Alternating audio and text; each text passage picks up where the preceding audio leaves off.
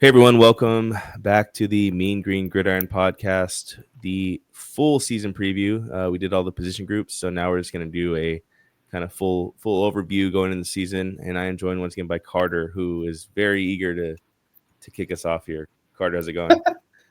It's been so long since I talked to you. I Yeah, missed I you mean, it's so been a while. much. Yeah, I am very excited because I have spent all off. I've had a lot of time to. I want to get into a whole diatribe here, but I now get paid to watch sports kind of indirectly. So I've had a Woo. lot of time to preview some sports teams, and uh, as a part of that, I've been able to get ready for the college football season more than I usually am. So usually with my college football fandom, as you know, of course, I'm a fan of the UNT Mean Green, of course. I'm on this podcast. Also, my Baylor Bears. Uh, in years past, I have not been able to really know a ton about all the opponents kind of at once. It's kind of been a week to week thing where I'm like, oh, how's this team doing? Or like, Yeah, just checking in on teams week to week, as it were. But this year, I have a better read of kind of where every team we're playing is at. So not that we're going to go super in depth onto every team tonight, but it does feel good that I have a little bit of a confidence in myself in what I know about the schedule and what I feel North Texas can do with it this year. So uh, yeah, that's where I'm sitting on August 19th. What is it? How many days we got? 12, 11, 11, 11 yeah, days? 10, 10, 11, yeah, 11 days? Yeah, yeah. 10 days and 10 change. days and Yeah. some change. Yeah, exactly. Yeah. Almost. So I don't know. I feel good. It's a this is the most prepared and emotionally put together I've been at the start of a football season. Uh, Most ball knowing I've been before a football season in a really long time. So it feels good. I'm feeling good. Yeah. Yeah, and we've got kind of like Carter said in this little lead up period where we're getting close to the season. We have a quarterback. The white smoke has emerged as of yesterday. It's gonna be Drew Mestemaker, who Carter did predict. We've I get my we, credit we, for that. Yes.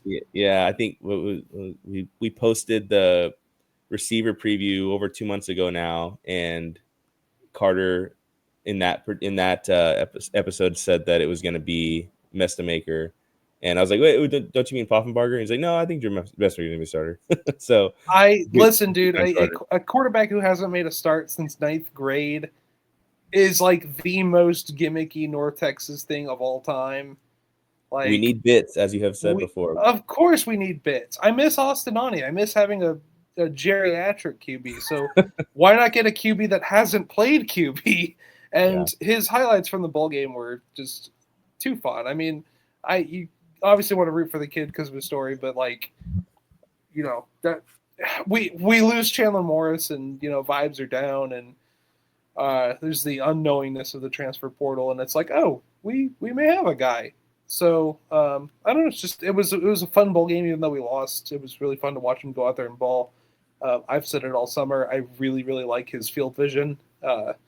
It just to me, it feels like he sees the ball better than a lot of underclassmen quarterbacks probably should. So I'm excited about that. But yeah, I do. I want to give JD the credit because I feel like yeah, he got he got crossed over by Pete the Mel, and I that doesn't sit well with me.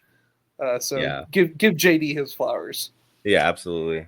I know. Shout out to local reporting and team specific insiders as opposed to the big national, the big media, as they say. But yeah, Yes. no, I think yeah, JD Miles, friends of the pod, definitely do a good job there, and yeah, they've been keeping us informed all off season, so that's been nice to have. But yeah, Mestemaker is the starter, and I think that with North Texas, I always say something to the effect of, with the really good players that we get, there's typically something wrong, or something kind of not ideal for them. If they were prototypical size, prototypical ability and they were at a big Denton Geyer or Highland Park or some of these big name high school programs, if they were coming out of a program like that, they wouldn't give North Texas time of day. So you kind of have to have somebody who is like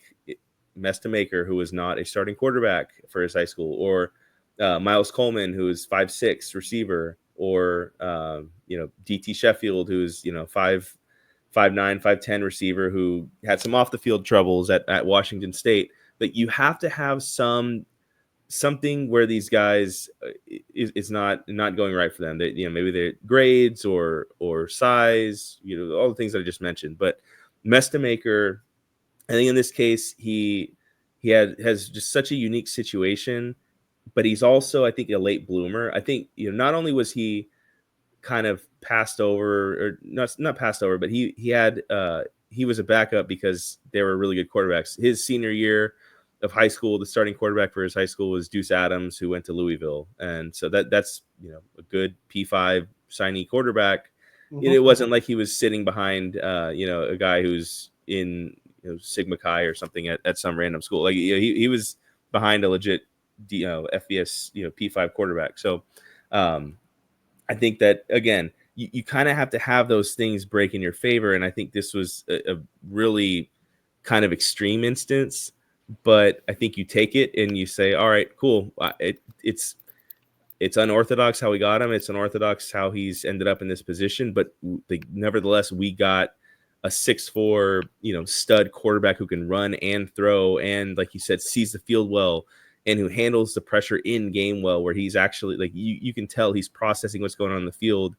His mind is processing things fast. The game's not moving too fast for him. Like all of those things, like you got this kind of guy. And I think the coaching staff basically said, they've mentioned him being an NFL talent multiple times. And I think they're basically putting their chips down on him and saying, we think he's this, he's the starter. Like there's no reason not to start him. He is what we think he is, and we're willing to put him on the field and let everybody else see for themselves that's true. So yeah, I think it's exciting. There's obviously freshman mistakes or whatever you want to say, risk to having a freshman quarterback, but I think he earned it. I think Poffenbarger is a good quarterback, so it wasn't like Mestemaker had no competition. I think it was sort of a situation where either one, I think, would probably be able to lead you to a successful season, but Mestemaker beat him out, and that's credit to him. So is there anything else you want to say about the quarterback battle there, or kind of your thoughts? No, I would just echo what you said, which is, I actually saw a tweet, and I'm going to forget who sent it, so I feel bad if, I don't know, can't give credit where it's due, but someone just kind of said, Eric Morris is, if he had all this time to grab a transfer quarterback who he thought was, the playmaker for this team, and you look at all the guys he's recruited or been involved in, and John Mateer down to Cam Ward to Chandler, like it's a very impressive resume. And it's actually funny because it's like the first thing that I do when I tell people about how good UNT's offense is. I'm like, no, like none of these guys played for North Texas, but right. Did you know that our head coach, and people are always like, oh, like that's kind of interesting. So, they had all this time to get a replacement, to get a fill-in, to get a guy that, maybe some senior in the portal in the era we live in, to come in and just, be the guy for a year like we've had the last few years.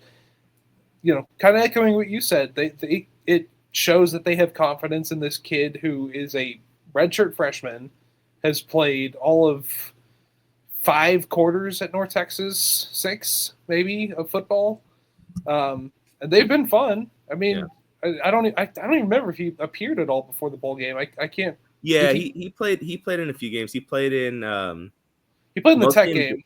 Mostly in blowouts, Tech game, and then also like Tulane. He came in a little bit when Morris got hurt. Yeah, that's right. That's right. So we saw him a little bit. Yeah, I unfortunately I remember a little bit of the Tech game, but yeah, the I don't know. I mean, it screams confidence. It screams, this is a, kind of like I talk about. Just I like having coaches that are, really good at developing specific positions. It's nice that we have Patrick Hobbs for the running backs, which we just talked about a couple of preview episodes ago. where it's like, I trust this guy. Whoever we bring in, it can be, some guy who didn't get his break at Georgia, or it can be a guy who stood out at, some D3 school. It doesn't matter. Like, I trust our coach at that specific position to get a running back produced. I trust Eric Morris with quarterbacks. And, the resume's there. This is a really fun and exciting opportunity to have a homegrown guy for the first time in a while. I know Ani was kind of our guy, but he had bounced around sports.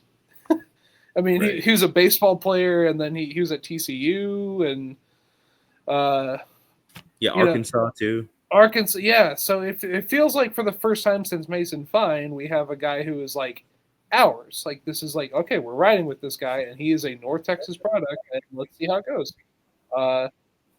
As far as I'm concerned, we haven't really succeeded much with the let's bring in a kind of star guy and have them produce mega yards like we did last year and in 2023. Those teams haven't won, and I'm not saying it's because of the quarterbacks, but Right.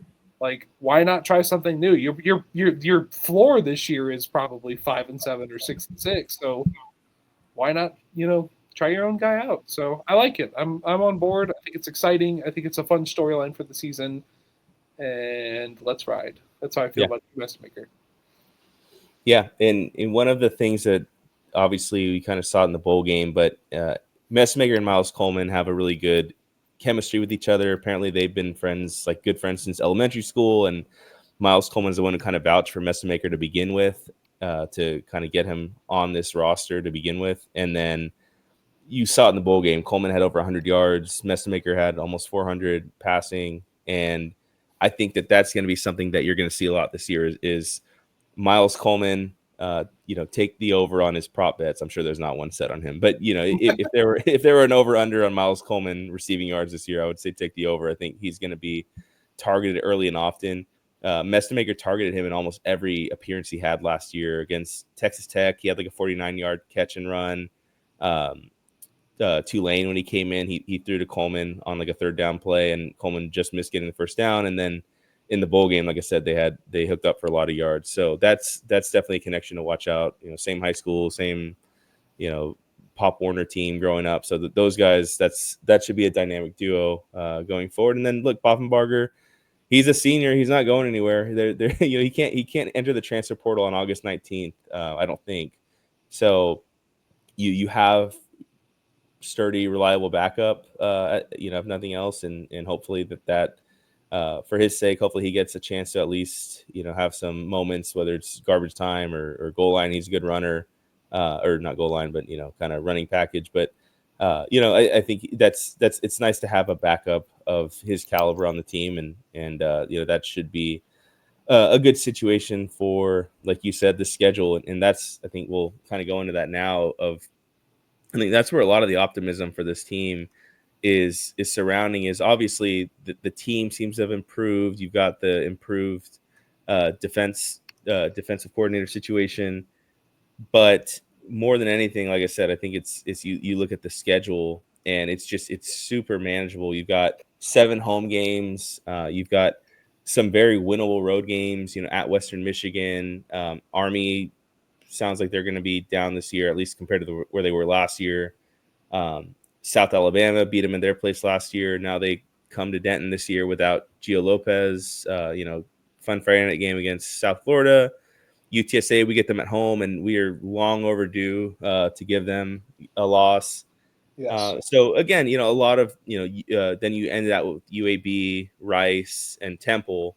UAB and Rice on the road, but again, very winnable road games. And then Temple, new coach, they got the Sam Houston coach, Keeler, so they should be better this year. They shouldn't be the kind of the walk in the park that they've been lately. But again, that's a 3-game stretch at the end of the year where you hope you can pull out all 3 wins there. But again, what are kind of your thoughts as you look at the schedule this year?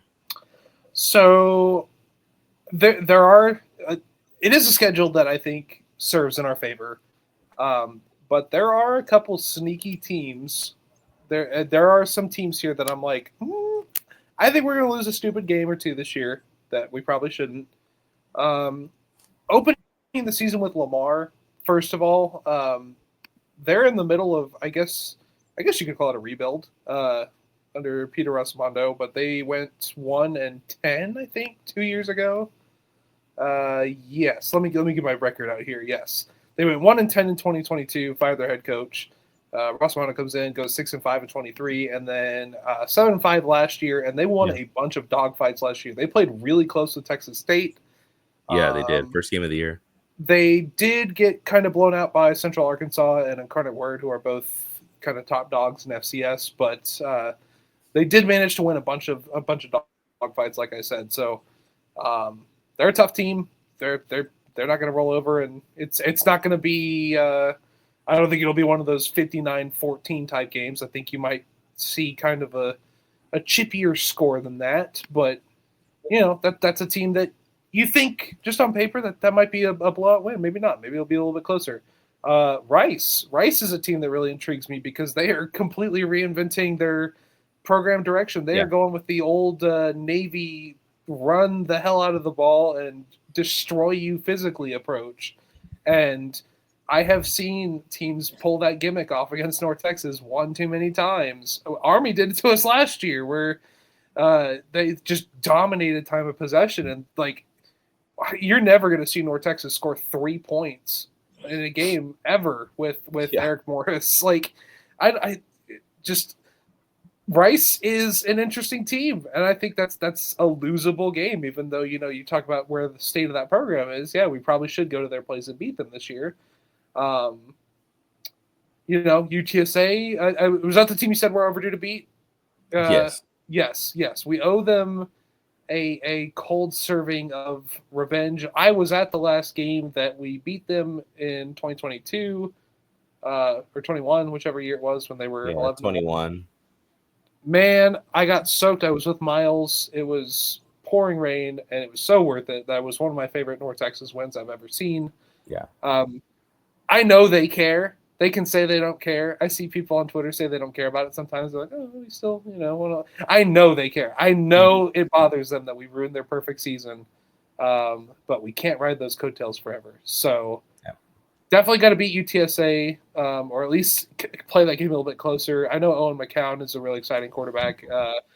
But we'll see. I was a little bit nervous last year that not nervous. I don't know. I saw UTSA kind of take that dip in the start of the year, and I was like, that feels like they're kind of unraveling a little bit. But Traylor's a really good coach, and he got them back on track very fast. So I don't really know what to expect from UTSA this year, but I would not be surprised if they're kind of a top of the conference team.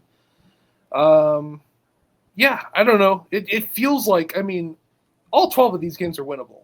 That's the main takeaway I have from the schedule is that there's not a team on the schedule that it is a certified L. We had a couple last year where we were like, okay, going in, we talked about that stretch kind of in October, November last year where we played Memphis, Army, and UTSA. We're like, okay, we know we're losing a couple of those games. Mm-hmm. Texas Tech, we knew we were probably due for a loss there. There is not a game on this slate that I'm like, yeah, for sure, it's a loss. We get UTSA at home. No Tulane. You get Navy at home. Navy at home. No Tulane. No Memphis. This is just a very, very favorable schedule. Now, what sucks is that if we do end up running the table, if we do have a dream 11-0 or 11-1, 12-0 type season, we are not making the playoff because there are no quality wins here aside from like maybe Washington State, who have successfully avoided the death of the Pac-12 plague. I think if you're a casual college football fan, keep an eye on Washington State this year. They'll be fun. But your best win, if you even win 10, 11, 12 games, is like Army, Washington State. UAB sucks. I expect nothing out of them with Trent Dilfer. Charlotte is not great. South Florida is actually a pretty interesting team. I do think they're going to do better than a lot of people project them to this year. But yeah, as far as the schedule as a whole goes, there's 8 wins here. And if everything goes your way, there's probably 9 or 10 wins. Yeah. But as far as kind of like I started with those sneaky games, there are a couple teams on here that just because every game, you look at like the UTSA and maybe South Florida and Washington State is like, okay, those are the games where we might lose. I would not be surprised if we dropped a random November game to Rice, or just go on the road and lay a dud against Western Michigan. These are the old habits not dying hard at North Texas. Yeah. So it would be nice to get kind of a signature this year. I don't know what that okay. So this was my note, and then I'll pivot back to you.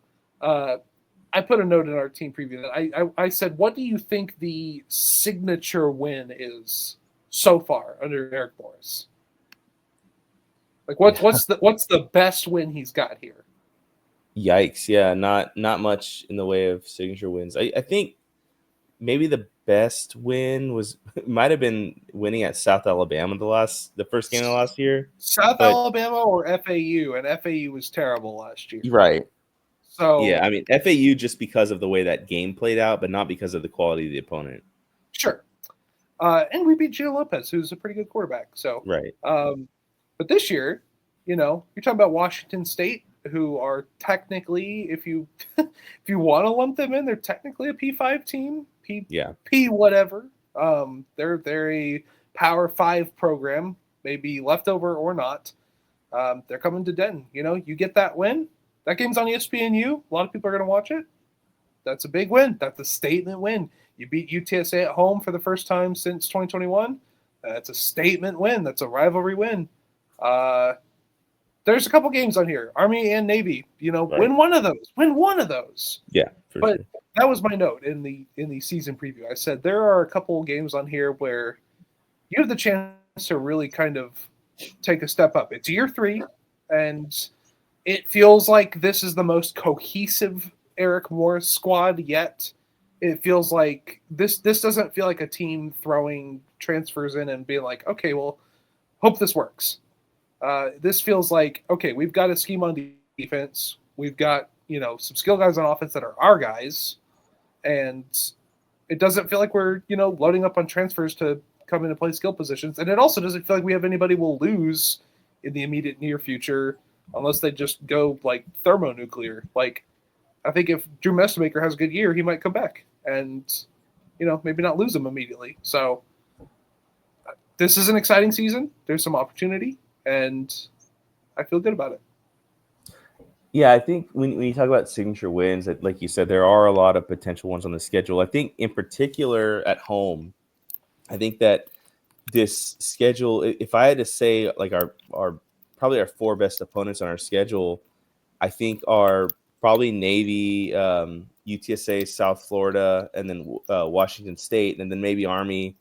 But it seems like Army's kind of taking a step back. I know their coach was Monken was pretty wasn't saying very favorable words about his team this year at the conference at the what is it called, the American the Media Day or whatever it's called. Media Day, yes. Yeah, so like he was not saying super favorable things about his team. So I kind of lumped them in there just based on how they were last year. But out of those 5 teams that I just said, 4 of those games are at home. Washington State's at home. South Florida's at home. UTSA's at home. Navy's at home. So these teams, and Navy's got Horvath back, their quarterback. So like that should be, I think, probably one of the harder games. And then I think that all of those games are very winnable. But how many of them can you win? Unfortunately, the last couple of years, it's kind of like we've had these opportunity games, and we have won 0 of them. Not just we were like, if you can just go 2-3 in this 5-game stretch, and we go Correct. like 0-5, that's the kind of thing where like you have to actually win them. And the biggest reason why we haven't been able to win these games is our defense. Where they just are not making the stops. They're getting us in quick deficits, and then they're not getting stops when we're playing from behind, and we need stops in order to actually come back, because you can't come back when you're trading scores.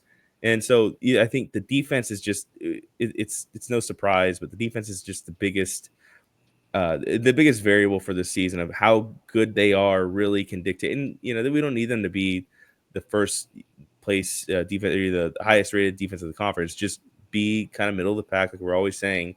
And can they do that? Can they get timely stops? Can they get off the field? Can they, force a 3 and out when we cut the score to a 3-point lead or whatever? Or can they, give us a chance to get a multi-score lead whenever, we score to go up a touchdown or something like that? So that's what we really need from the defenses here. Can they actually do it against the good teams on the schedule, not just against, the piddly opponents who we're not really sweating? But you also mentioned kind of the Rice or some of these trap games or whatever you want to call them.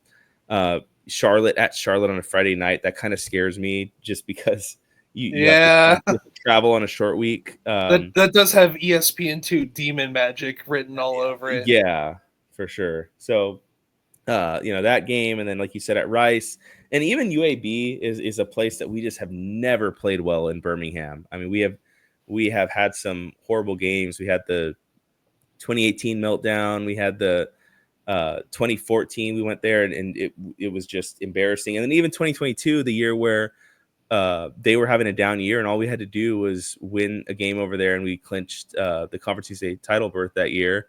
And we just put up a stinker, just weren't even really competitive. And then luckily we clinched the next week against Rice. But, again, just in Birmingham, it has been really, really hard to win and had some bad memories there. So if this team can right that ship, you would think on paper they should be able to beat that team. But again, going on the road to a place like that, you never know. So again, they have to take care of this stuff. They can't just say, oh, well, this is a tough situation where we had a short week travel situation, or where, it was just a bad week. Like you have to, I think, be mentally stronger than that. And with Eric Morris, like, I think that he is a good coach. I think that he is the right coach for this kind of era of just being able to always develop guys and find guys, in particular at quarterback.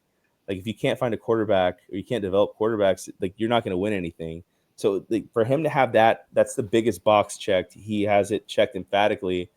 But something that someone in our group chat talked about is like, what toughness does this program show? Like basketball, that program is as tough as it gets. And, when the game's on the line, that they're going to execute and play hard. Yeah. With our team, we know we can be a great 7-on-7 team program, but can we get the stops when we need to? Can we go onto a tough road environment and execute on offense and defense? Can we play toe to toe with the top team in the conference and use our home field advantage to kind of pull out a win against a team? Like, what can this team do that kind of mentally puts them over the top? I think that's what I'm looking for. Is it's easy to look at the schedule and see a lot of potential wins, but does this team have the mental fortitude to pull them out? And I think last year it just kind of felt like they didn't. Whether it was defensively or that Army game where we're just throwing these terribly timed turnover, picks. And where does it come into play where we are actually kind of the tougher team out there and we win a game because we look like more prepared, or like we want it more, things like that. Like that is, I think, where I want to see this team excel. I love the situation at quarterback. I think Mestemaker is going to be a really good player. He was so good in that bowl game, except for those 2 turnovers and 2 costly plays. But like, by and large, he looked great. Yeah. And, I think the offensive line looks great. I think the defense is going to be improved. The wide receivers are going to make plays. Running backs are going to make, like, we have all the pieces in place on paper, but can this team have the leadership and just the mental fortitude to take that next step as a program? That's what kind of remains to be seen from my end. Yeah. I don't have much to expand on other than what I already said, but even though Army had their way with us last year and kind of controlled all that time of possession and killed us, I think we still physically matched up with them well. I think there were some bright spots last year, that being one of them. Offense obviously doing what it normally does, but there were a couple wins last year, and again, we talked about kind of the signature wins. Those South Alabama and Florida Atlantic games, I know those weren't great teams. South Alabama made a bowl, so I'll give them some credit. Florida Atlantic did not. But those were both games where, context removed, maybe North Texas should have beaten them a little bit handilier or more comfortably.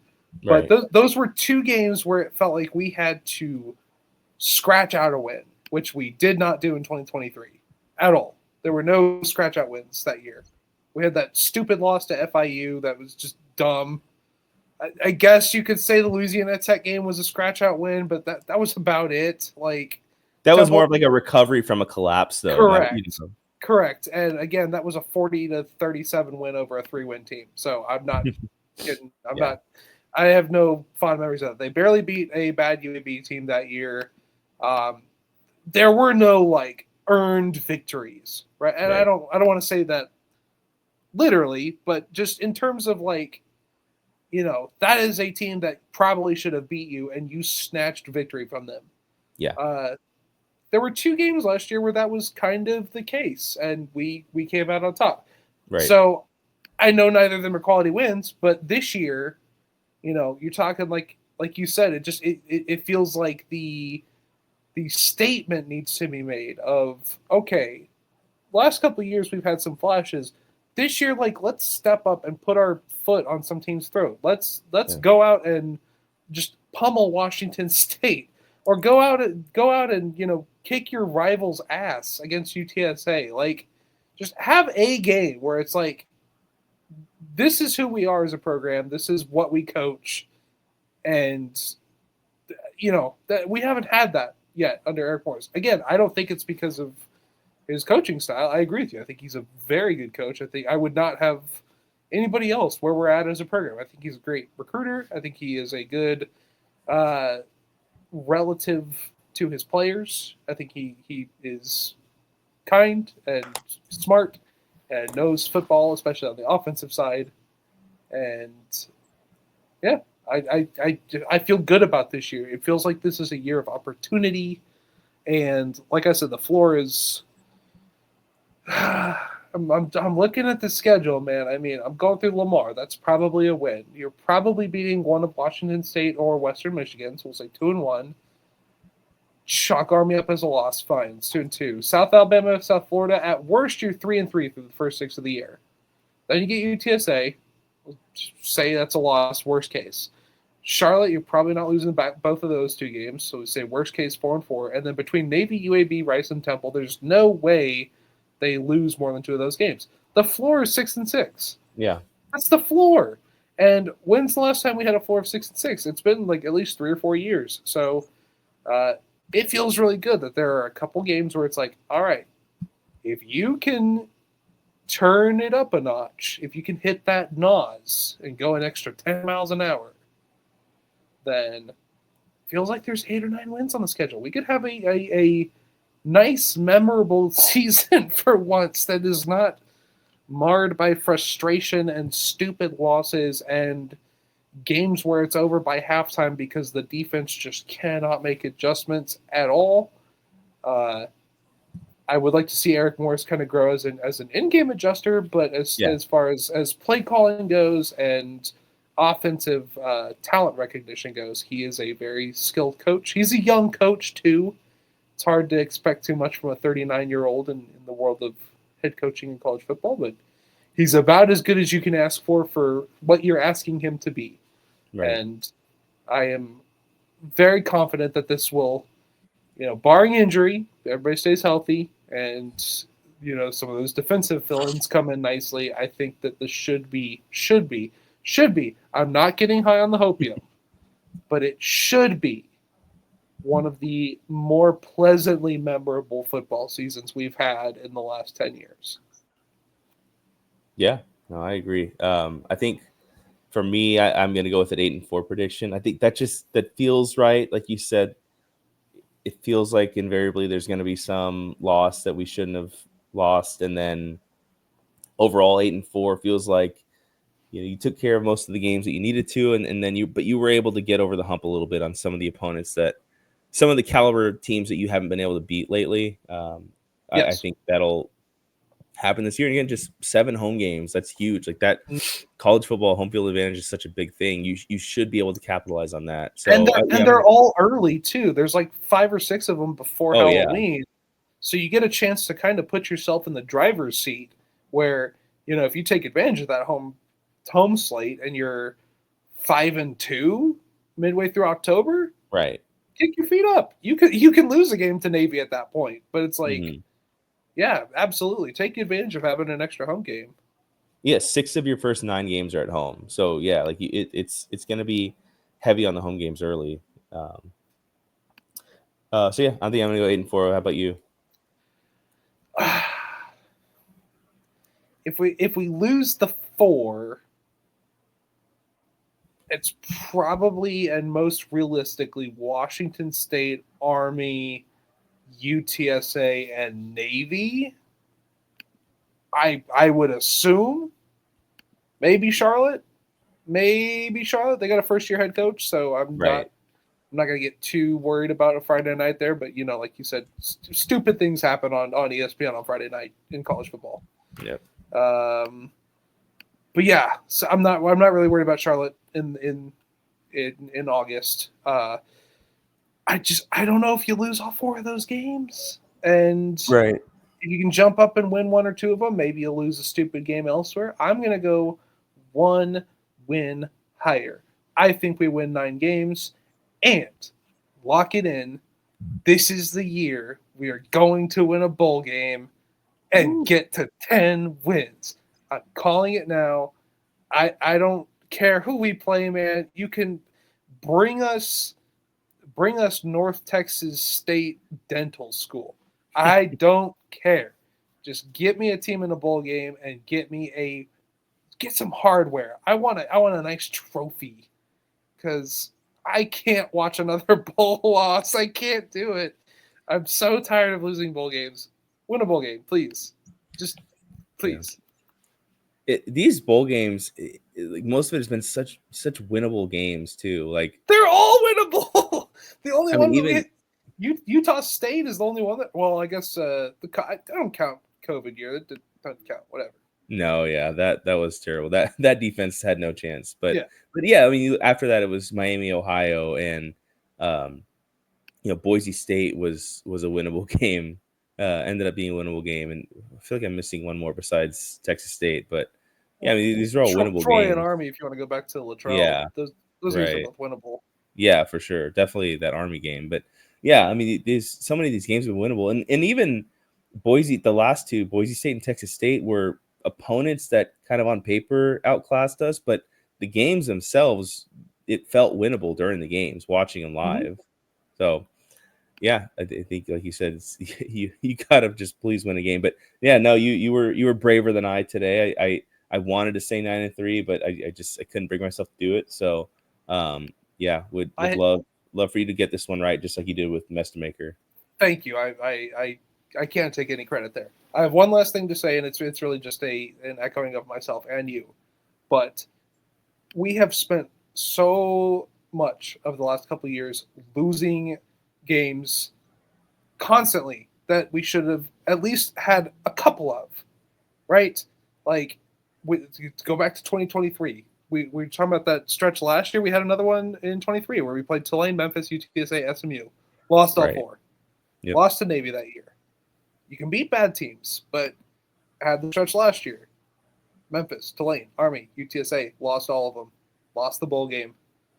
Lost to Texas Tech, who, albeit, Big 12, and they won 8 games, but that game wasn't just a absolute loss going in. Right. Shouldn't have been. At some point, you have to win one of these games. You have to win a bowl game. You have to beat a rival. There has to be a game where you are not expected to win, and you win.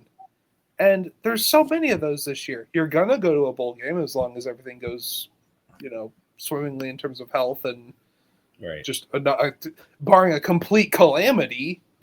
Missing a bowl game would be just it'd be very North Texas. It'd be on brand for North Texas football. But if everything goes according to plan and the recruits you brought in to compete for North Texas do their job, you will go to a bowl game, win that bowl game. You get UTSA at home, maybe win that game. You get Washington State, a winnable game against a program with better players than you and more money and a Power 5 resume. Beat them. Go beat Army at Mitchie. There's opportunity here, and I'm going to use that word probably 500 times, or I probably have in the last hour, but it's opportunity year. 2025 is the opportunity season. Stop losing these games. I know you're not going to go undefeated. I know you're not going to win all of them. Just win a couple. I'm asking for like 2 quality wins this year, and I would like one of them to be a bowl. And if they can do that, if they can go 8-4, 9-3, and win a bowl, I will be over the moon. I will be so happy, and you won't have to hear me complain on Twitter. And I will hold true to my emotional promise to myself that it is not worth getting extremely mad at this team every fall. It's just not. Like, I have realistic expectations this year. I don't want the world. I don't expect the conference championship. I don't expect the playoff run.